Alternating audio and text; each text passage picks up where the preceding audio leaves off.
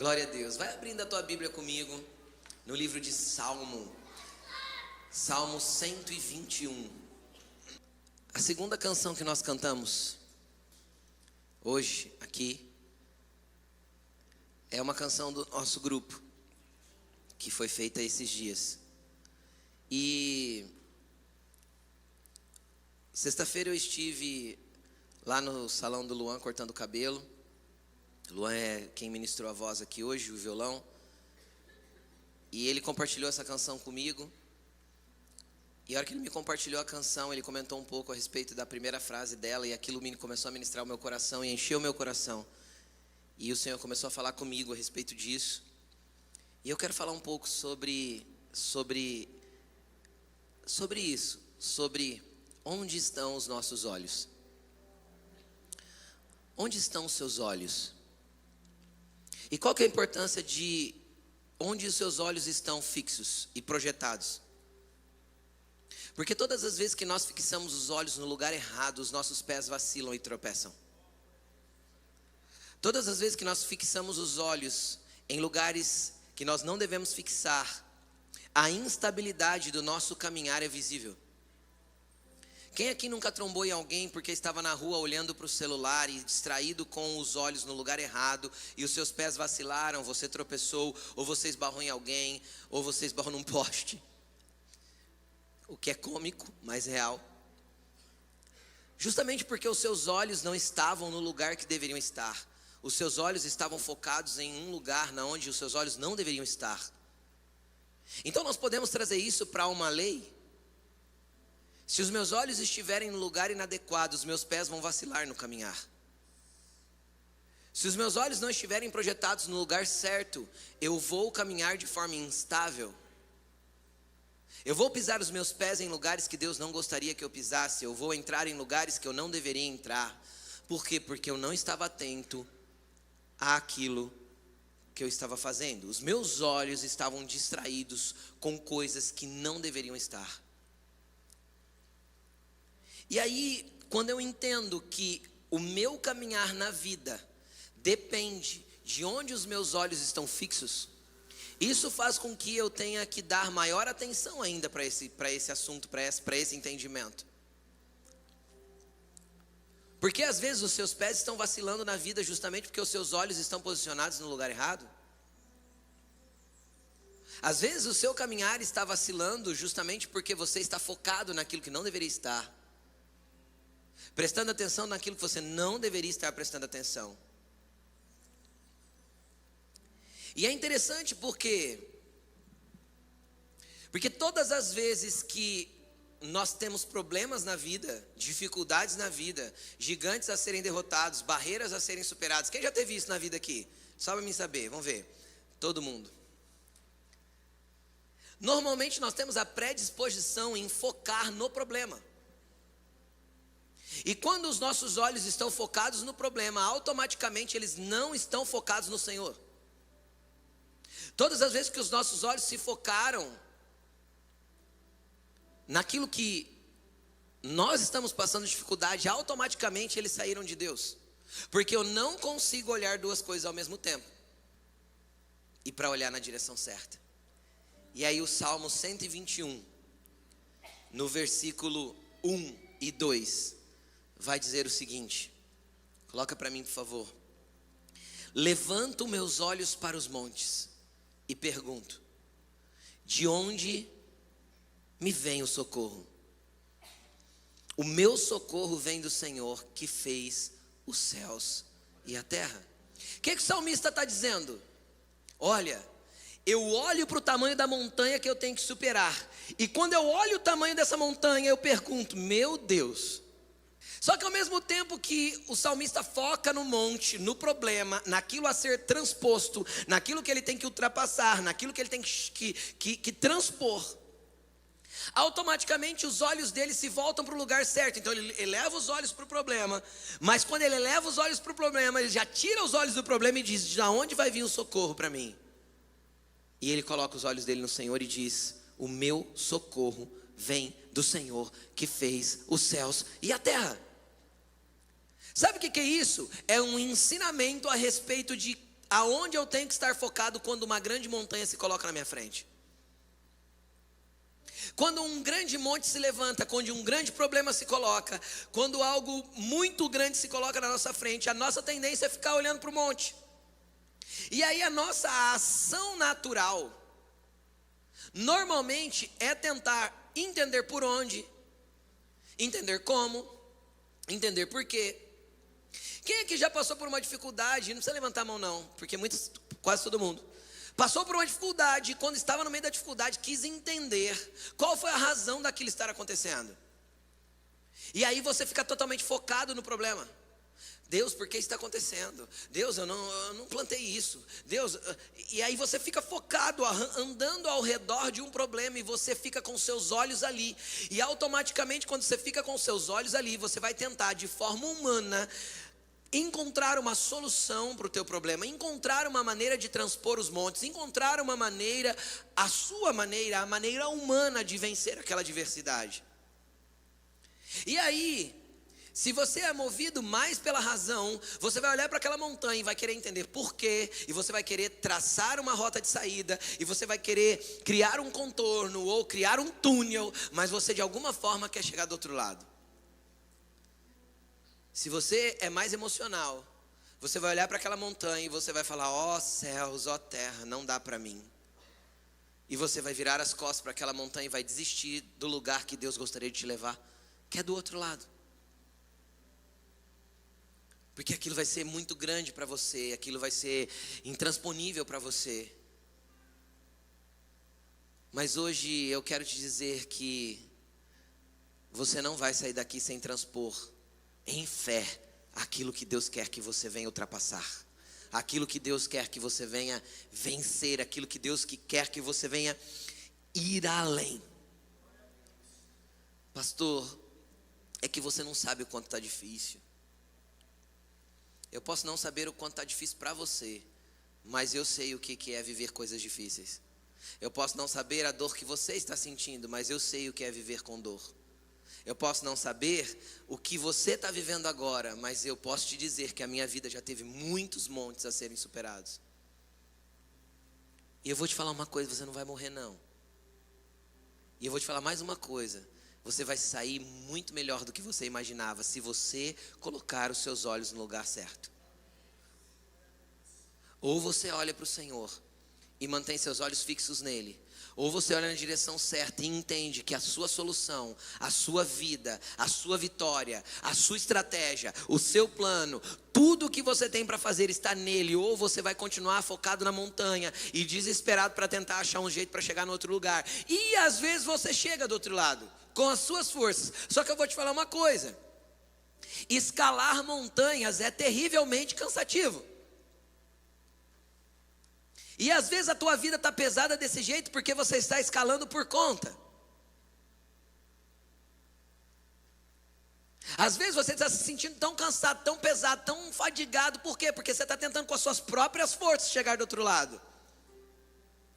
Você mesmo está tentando cavar um túnel, você mesmo está tentando arrumar uma rota para escalar o topo e descer do outro lado.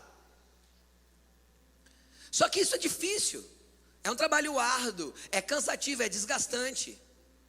Demanda muita força, e às vezes você está colocando tanta força, quando você deveria estar destinando a tua força em mudar seus olhos de lugar e olhar para aquele que pode fazer tudo na tua vida e tudo por você. Deixa eu te explicar uma coisa.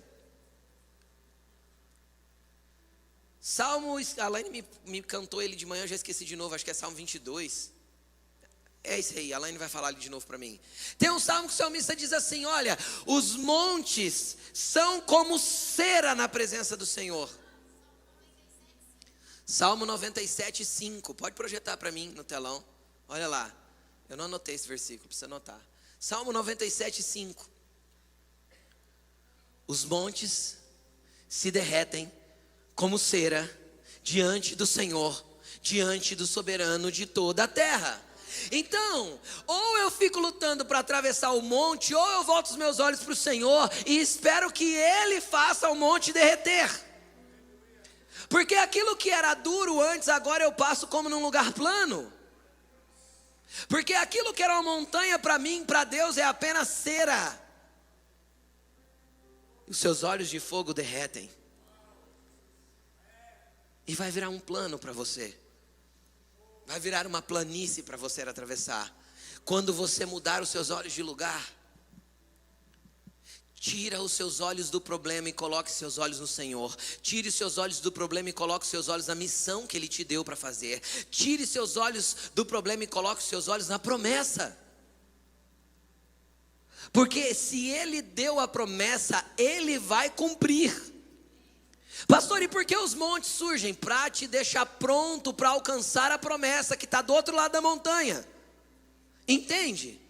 As montanhas existem para treinar você na tua fé, na tua confiança, na tua perseverança, para que você acesse o que está do outro lado, que é grandioso, poderoso e maior do que você pode imaginar.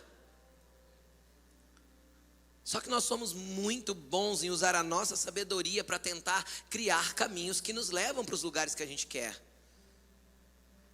E eu vou te falar uma coisa, o Senhor só quer que nós aprendamos a depender dEle em cada situação da nossa vida. Que antes de tentar criar uma estratégia, nós saibamos orar, pedindo para Ele nos dar a estratégia. Eu quero ler com você agora um relato bíblico de alguns homens que tiveram os olhos colocados em lugares diferentes com relação a uma mesma situação. E eu quero que você vá comigo para o livro de Números, capítulo 13. Números capítulo 13, lá no versículo 26. Se você quiser abrir a Bíblia, nós vamos ler um texto do 13, 26 até o 14, verso 9. Eles então retornaram a Moisés e a Arão e a toda a comunidade de Israel em Cádiz, no deserto de Parã, onde prestaram relatório a eles e a toda a comunidade de Israel e lhes mostraram os frutos da terra. E deram o seguinte relatório a Moisés: entramos na terra a qual você nos enviou, onde há leite e mel com fartura. Aqui estão alguns frutos dela, mas o povo que vive lá é poderoso, as cidades são fortificadas e muito grandes. Também vimos os descendentes de Enaque. Os amalequitas vivem no Neguebe.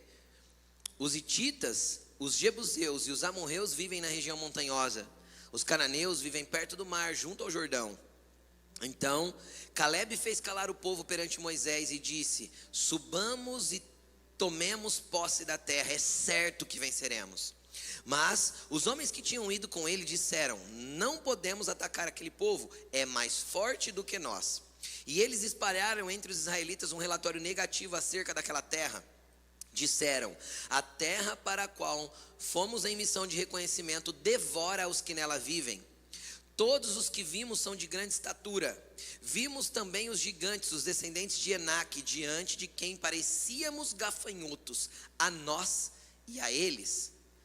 Naquela noite, toda a comunidade começou a chorar em alta voz, e todos os israelitas se queixaram contra Moisés e contra Arão. E toda a comunidade lhes disse: quem dera tivéssemos morrido no Egito, ou nesse deserto, porque o Senhor está nos trazendo para essa terra, só para nos deixar cair a espada? Nossas mulheres e nossos filhos serão tomados como despojo de guerra. Não seria melhor voltar para o Egito? E disseram uns aos outros: escolheremos um chefe e voltaremos para o Egito. Então Moisés e Arão prostraram-se com o rosto em terra, diante de toda a comunidade, de toda a assembleia dos israelitas. Josué, filho de Num, e Calebe, filho de Jefoné, dentre os que haviam observado a terra, rasgaram as suas vestes e disseram a toda a comunidade dos israelitas: a terra que percorremos em missão de reconhecimento é excelente. Se o Senhor se agradar de nós, Ele nos fará entrar nessa terra, onde há leite e mel com fartura, e dará a nós. Somente não sejam rebeldes contra o Senhor, não tenham medo do povo da terra, porque nós os devoraremos como se fosse pão. A proteção deles se foi, mas o Senhor está conosco, não tenham medo deles. Deixa eu te colocar dentro da história aqui, eu quero que você preste atenção comigo. O que estava acontecendo aqui? O povo tinha saído de Israel. O povo de Israel tinha saído do Egito. Eles eram escravos lá por 430 anos. Moisés foi lá e tirou eles de lá. Você já deve ter visto isso numa filme, numa novela. Ou às vezes você leu a Bíblia. Se você leu a Bíblia, ótimo. E aí, o que aconteceu? Aconteceu que eles saíram, eles atravessaram o Mar Vermelho, eles entraram no deserto, e quando eles chegam na beirada da Terra Prometida, no limite da Terra Prometida, eles tinham uma palavra para entrar lá. A terra era o que mesmo? Era a terra da promessa. Cuidado, porque às vezes na beirada da terra da promessa, o inimigo vai criar uma estratégia para tirar os seus olhos do lugar certo. Cuidado, porque às vezes na borda da terra da promessa, o inimigo vai tentar te desfocar. Sabe o que aconteceu ali? Conforme escrito em Deuteronômio capítulo 1, deixa eu explicar uma coisa para a igreja, para que a igreja entenda. Vem comigo. Bíblia agora, isso aqui, ó. O livro de Gênesis é o livro dos princípios. De Êxodo a Números, conta a história do povo no deserto, as leis, como foi organizada a comunidade, tudo isso. O que é Deuteronômio? É o último livro escrito por Moisés, o 5º livro da Bíblia.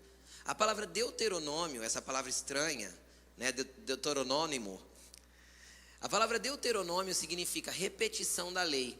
Então o que é Deuteronômio? É Moisés fazendo uma narração de tudo o que aconteceu durante aqueles 40 anos. Entende? De forma resumida. Então ele vem contando um resumão. E ali no resumo, por isso que está no capítulo 1, porque isso foi bem no início, né? Eles saíram, atravessaram o mar, entraram no deserto, andaram alguns dias e já estavam lá na beirada da terra. Não era para demorar 40 anos no deserto. Não tinha deserto suficiente para eles andarem 40 anos. Conforme alguns historiadores, a caminhada é de 17 dias, a pé, do Egito até Israel. Entende? Isso indo em comunidade, como eles foram, isso indo uma caravana gigantesca. Entende? Eles demoraram 40 anos. Por que eles demoraram 40 anos? Porque a hora que eles chegaram lá, alguns dias depois que eles saíram do Egito, na beira da terra, alguém teve uma ideia excelente. E a ideia excelente que essa pessoa teve foi: Deus nos mandou entrar na terra, certo, Moisés? Certo? E aí ele falou assim: eu tenho uma sugestão para dar.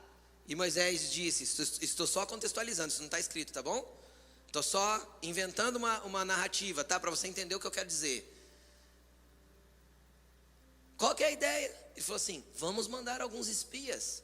Afinal, se nós conhecermos a terra que estamos entrando, vai ser mais fácil da gente guerrear. E naturalmente isso é óbvio. Você concorda comigo? Se eu souber por onde eu entro, por onde eu saio, que os lugares eu posso me esconder, como eu posso armar uma armadilha contra a cidade, como que as cidades são. Quem está entendendo o que eu estou falando? Eles tinham que invadir e conquistar aquela terra. Pensando de maneira natural, isso é excelente. É excelente. E a Bíblia não diz que Moisés foi orar pedindo para Deus se deveria ou não mandar espia. Moisés ouviu o conselho, e onde está escrito que foi um conselho? Deuteronômio capítulo 1. Eu não lembro o versículo, 22, 23, alguma coisa assim, 26. Ele fala assim: ó, vocês então me sugeriram que eu enviasse espias, e eu acatei a sugestão de vocês. E enviei 12 homens para lá. Agora deixa eu te falar uma coisa. Deus nunca pediu para mandar espias. Deus pediu para conquistar a terra. E prometeu que a terra era deles.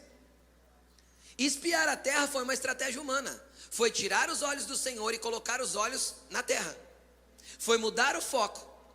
Foi olhar para aquilo que não deveria ter olhado. Porque enquanto eles buscavam estratégia espiando a terra, Deus queria dar a estratégia de como eles conquistariam a terra. E para provar que a estratégia de Deus é tão diferente da nossa, 40 anos mais tarde, quando Josué lidera a invasão da terra, apagou. 40 anos mais tarde, quando Josué encabeça a invasão da terra, o que ele faz? O que Deus direciona a Josué? A contornar a terra toda. E lá do outro lado, na beira do Jordão, é do outro lado literalmente, se você gosta um pouquinho de geografia, abre o mapa mundi. Olha onde está o Egito, olha onde está Israel e olha por onde eles entraram, atravessando o Jordão. Então, eles saíram daqui, contornaram para cá e entraram por aqui, entende? Eles entraram lá na porta dos fundos mesmo, sabe assim? Deram a volta por trás. Agora a estratégia de entrar pelo outro lado do território foi de quem? De Deus. Josué não foi buscar mandar espia, não, Josué foi entender o que Deus queria que fizesse. Aí a primeira cidade era a mais forte da região, era Jericó. Josué não foi lá bater marreta no muro, o que ele foi fazer? Orar, e Deus falou, circula a cidade, toca a trombeta e ora, eu vou derrubar as muralhas. Entende? Porque Deus queria dar a estratégia dele que não tem nada a ver com a nossa estratégia. Só que Moisés acatou o pedido do povo, e era um pedido inteligente. Agora deixa eu te falar uma coisa, nem todo conselho que humanamente parece sábio é o que você deve fazer, porque às vezes ele não é a vontade de Deus. Eu já acatei conselhos que pareceram sábios na hora e que me dei mal depois. A Bíblia diz, na multidão de conselhos tem sabedoria, mas nem sempre um conselho é o que deve ser acatado, porque ele deve ser submetido à oração e à vontade de Deus. Por quê? Porque senão eu olho para o conselho humano, que parece ser sábio, mas às vezes a sabedoria humana, como diz a Bíblia, ela é maligna. E foi o que aconteceu com Moisés. Moisés acatou o conselho, mandou os 12 entraram, e a hora que eles entraram em 12, que eles saíram de lá, 10 ficaram com os olhos na terra, 2 ficaram com os olhos no Senhor. Os 10 que ficaram com os olhos na terra, o que eles viram? O que a terra estava mostrando. Deixa eu te explicar uma coisa, o que a terra te mostra não é a verdade do que o reino de Deus enxerga. O que a terra te apresenta não é a realidade do que o reino de Deus enxerga. Você está enxergando morte na situação, Deus está enxergando alguém preparado para assumir lugares grandiosos na presença dele. Você está enxergando dor na situação, Deus está forjando alguém mais corajoso, mais valente e mais forte para superar os obstáculos. Você está enxergando desespero, Deus está enxergando uma família melhor do que ela já foi em qualquer tempo da tua vida. Só basta você colocar os seus olhos no lugar certo. E aí o que aconteceu? 10 olharam para a terra. Os que olharam para a terra, o que eles viram? Eles viram uma terra excelente? Claro, todos eles deram um relatório positivo a respeito da terra. Sim ou não? O fruto é bom, a terra é boa, realmente mana leite e mel, realmente tudo que planta dá, realmente tem água, realmente é um lugar topíssimo. O lugar é bom. É bom não, é excelente. Olha os frutos que a gente trouxe, eles mostraram os frutos da terra. É muito bom. Todo mundo concordava nisso. Porém, os que estavam com os olhos na terra olhavam para quê? Porém, lá tem os descendentes de Enaque. Quem que eram os descendentes de Enaque? Era o que no passado eram chamados de gigante. O que é isso, pastor? Eram homens com 2,5 metros, 2,80 metros, até 3,20 metros de altura. Isso é cientificamente comprovado, os esqueletos estão lá. Já se acharam esqueletos dessa proporção. Existia uma família, uma descendência que eram de homens grandes. E todos eles eram preparados para a guerra. Por quê? Porque eram grandão. Entendeu? Era grandão. E eles ficaram morrendo de medo. E aí como que eles enxergam? Quando eu tiro o olho de Deus e olho para as coisas da terra, o que eu vejo? Nós nos vimos diante deles como gafanhotos, e eles viram a nós assim também. Ou seja, quando você tira os olhos de Deus, até quem você é diminuído na presença dos homens. Quando você tira os olhos de Deus, você encolhe para você mesmo, você encolhe no propósito, na direção e na identidade que Ele te deu. Quando você tira os olhos de Deus, você passa a ser, na tua própria mente, uma mediocridade, carregar uma mediocridade que Deus não quer que você carregue. Sabe por quê? Porque você é filho dEle. Eles se viam como gafanhotos e achavam que os inimigos também os viam assim.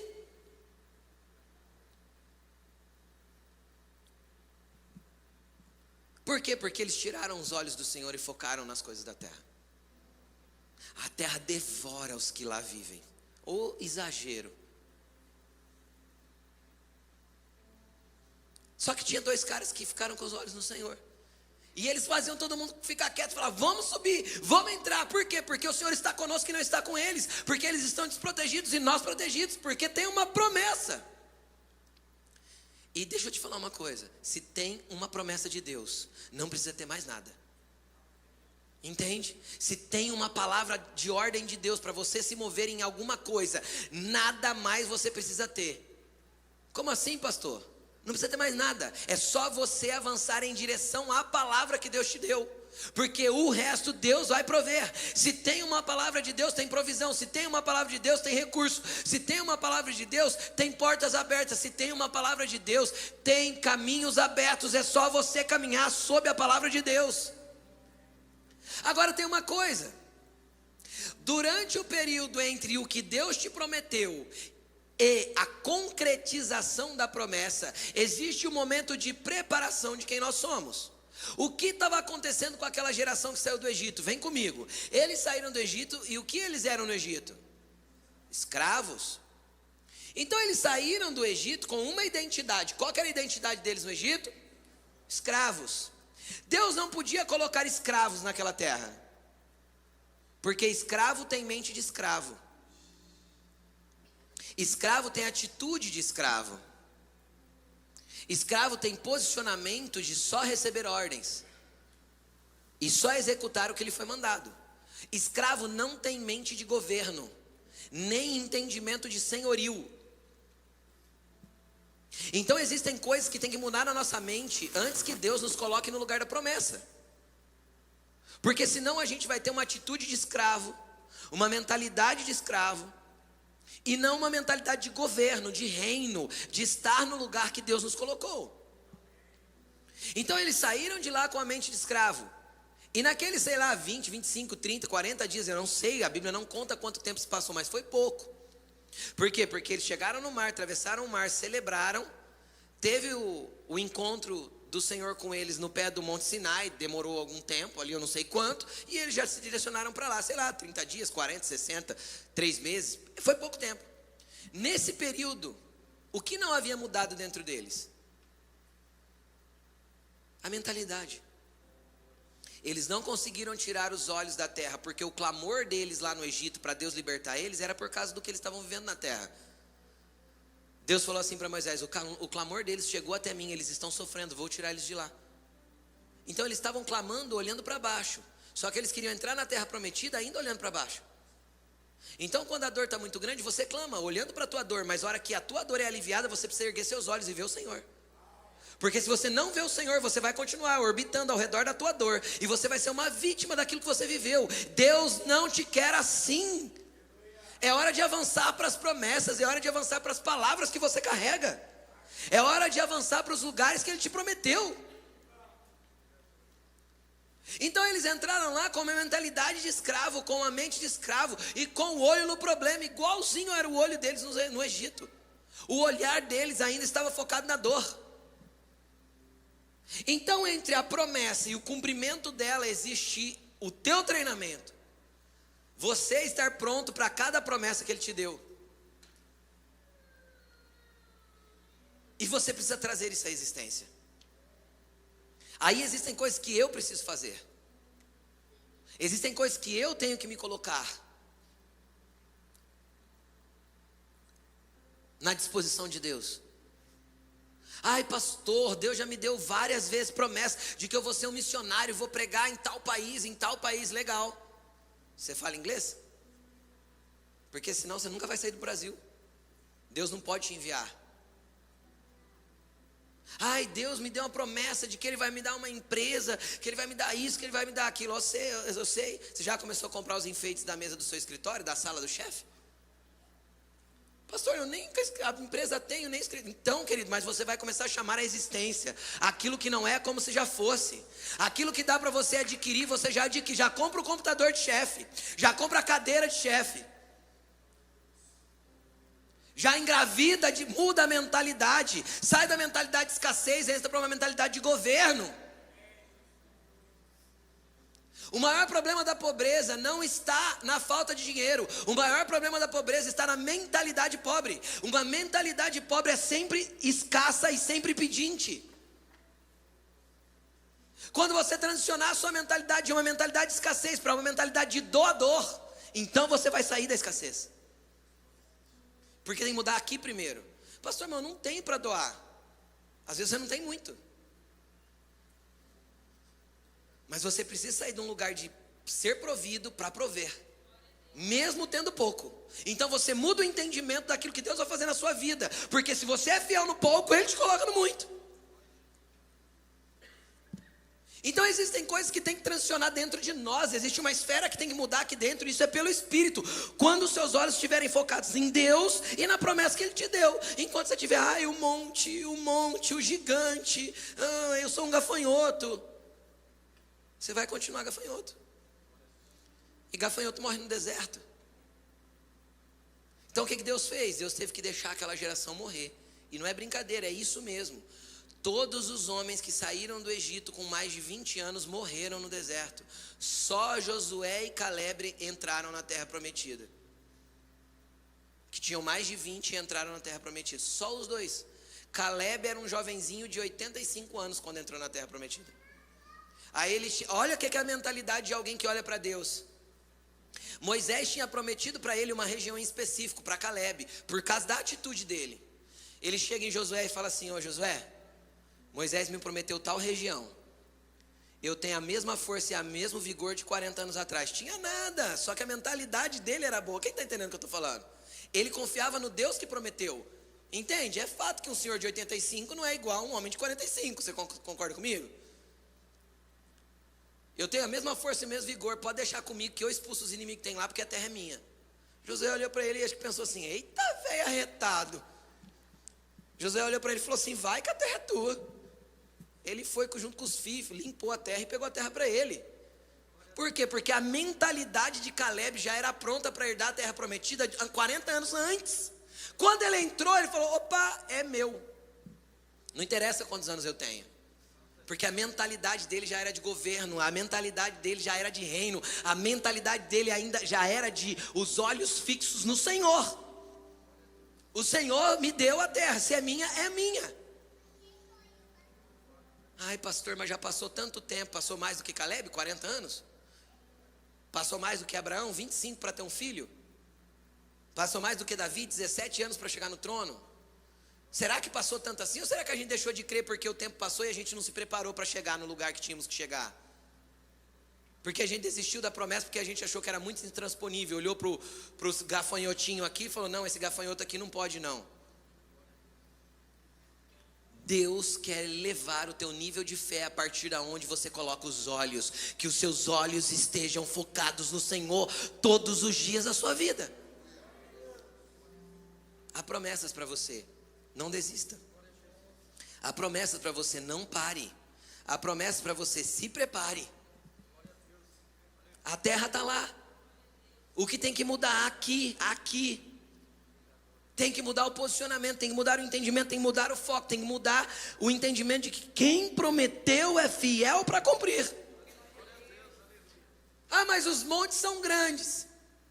São, mas são só preparação. Porque é assim, se ele quiser que você atravesse por um túnel, ele vai abrir o túnel. Se ele quiser que você transponha por cima, ele vai te dar capacidade para transpor. Se ele quiser te levar no colo até o outro lado, ele vai te levar. E se ele quer te dar um caminho de contorno, ele vai fazer você contornar. Você só precisa estar com os olhos nele para entender qual que é a estratégia do próximo passo. Onde estão seus olhos? Porque onde estiver os seus olhos, estarão os seus caminhos. E como estiver os seus olhos, estarão os seus passos. Bom? Pastor, e como eu faço? Está tudo tão confuso. Está tudo tão obscuro, tudo tão nebuloso. Eu não sei o que fazer. Cara, o que Deus quer fazer nessa noite é elevar o teu nível de fé. E olha o que está escrito em 2 Coríntios capítulo 5, versículo 7. 2 Coríntios 5, 7. Pode projetar para mim.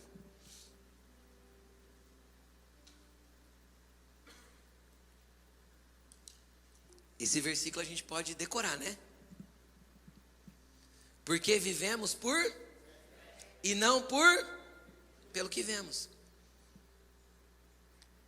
Então é necessário que a gente comece a viver por fé. Do contrário, a gente vai ficar com os olhos na terra. A gente vai ficar focado na nossa dor, focado no nosso medo, focado na nossa insegurança, focado na nossa angústia, focado na nossa depressão, focado na nossa ansiedade, focado para baixo, igual uma galinha rodando em volta de si mesmo para tentar ciscar alguma coisa que a terra te dá. Deus não te quer ciscando coisas da terra. Deus te quer se alimentando do maná celestial, ele vem de cima. Então muda a direção dos seus olhos, olhe para o alto, foque em Deus e saiba que Ele pode fazer tudo e muito mais ali daquilo que você pensa ou pede. O problema é que a gente não busca ter fé, a gente se move ainda por tudo aquilo que a gente está vendo. O que move os nossos passos é aquilo que a situação proporcionou. Deus não quer que você viva pelas situações. Deus quer que você viva com os olhos nele, focado nele. E aí, pastor, mas como ter fé? O que é fé? Que jeito se desenvolve dentro de mim? Porque fé é uma palavra que às vezes a gente não consegue definir. Mas a Bíblia define fé. Hebreus 11, versículo 1.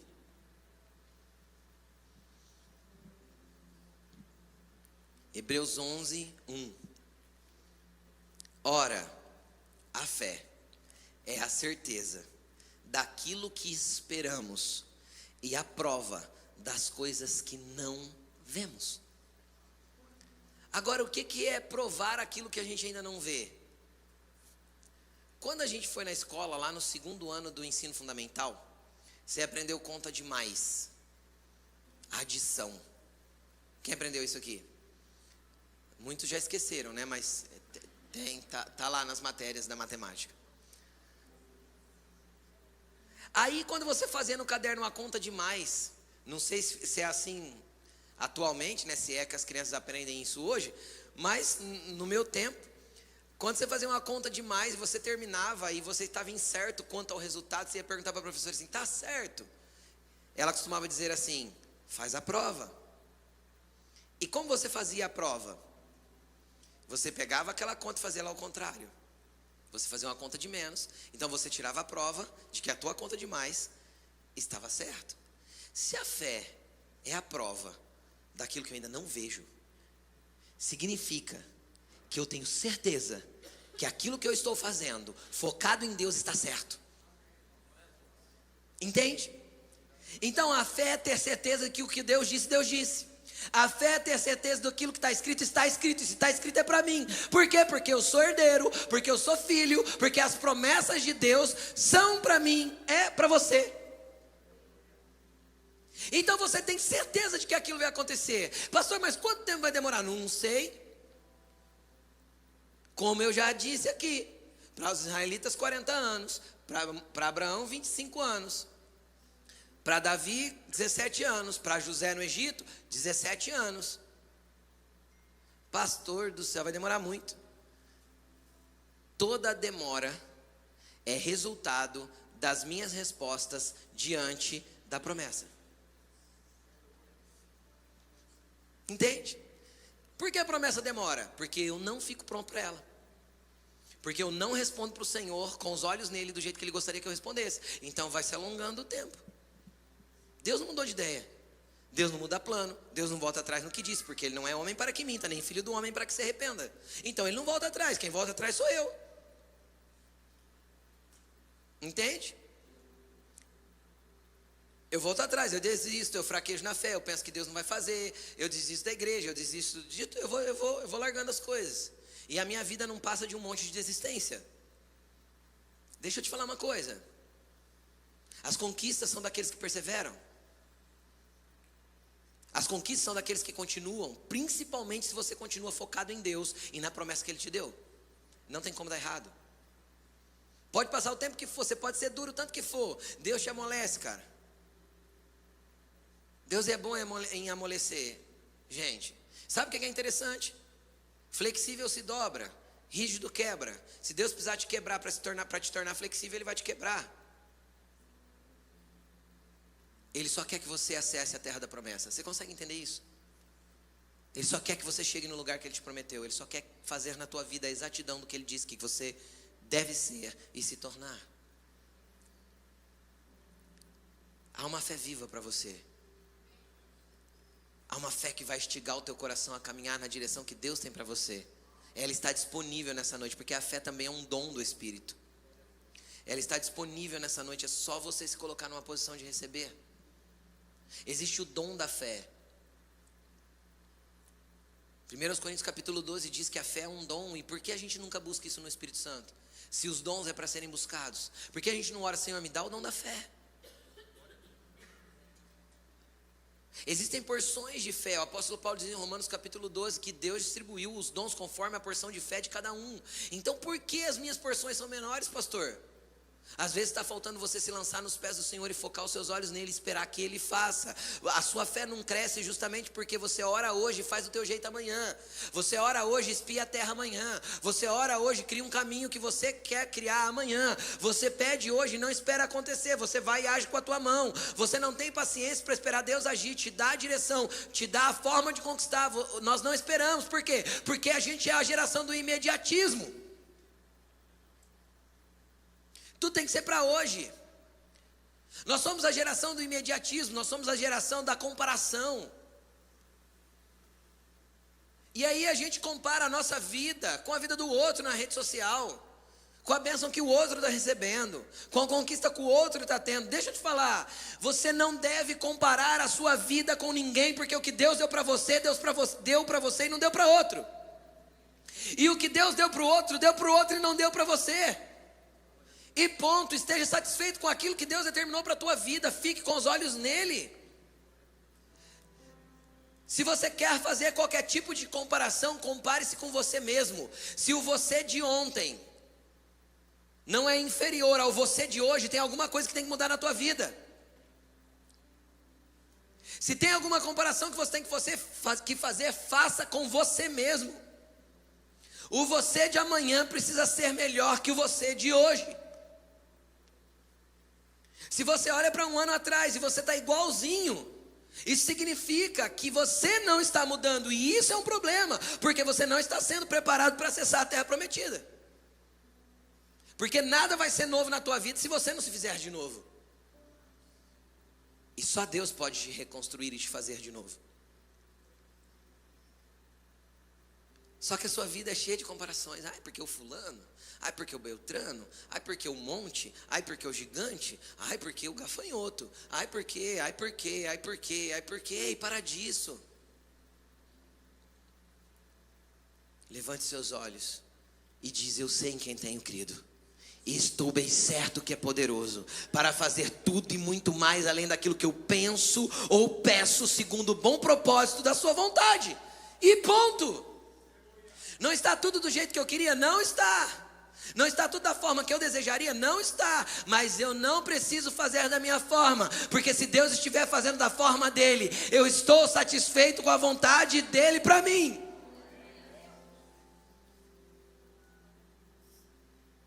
Nem a morte, nem a vida, nem a profundidade, nem a largura, nem a altura, nada pode me separar do amor de Deus que está em Cristo Jesus. Para finalizarmos, eu quero ler com você 1 Coríntios, capítulo 15, versículo 19. Vai dizer assim: se é somente para esta vida que temos esperança em Cristo, somos de todos os homens os mais dignos de compaixão. Em outras traduções vai estar escrito: somos os mais miseráveis de todos os homens. Então, se eu olho para a minha mente, se a minha visão é de galinha, é só para essa terra, é só para cá, é bênção aqui, é bênção aqui, é bênção aqui, é bênção aqui, cara, você é de todos os homens os mais dignos de compaixão. Porque o dia que os seus olhos se erguerem para o Senhor e você ter os seus olhos no lugar certo, a tua bênção aqui vai ser apenas para você abençoar as coisas no reino do Espírito. A sua bênção aqui, a sua prosperidade aqui vai ser para você ganhar pessoas para Jesus, para abençoar o reino de Deus, para avançar com as coisas de Deus. A sua bênção aqui vai ser um reflexo do propósito e da promessa que está sobre a tua vida.